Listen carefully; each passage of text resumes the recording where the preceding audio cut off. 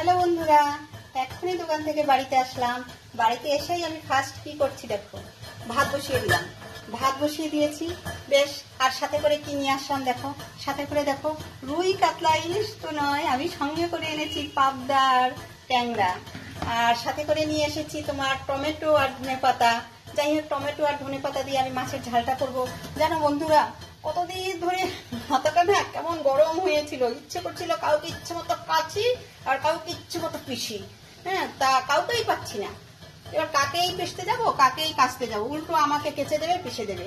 তাই জন্য কি করব, বুদ্ধি বার করলাম, মাছটাকে নিয়ে আসলাম, ওটাকে ইচ্ছে মতো কেচে কেচে পরিষ্কার করে দিলাম।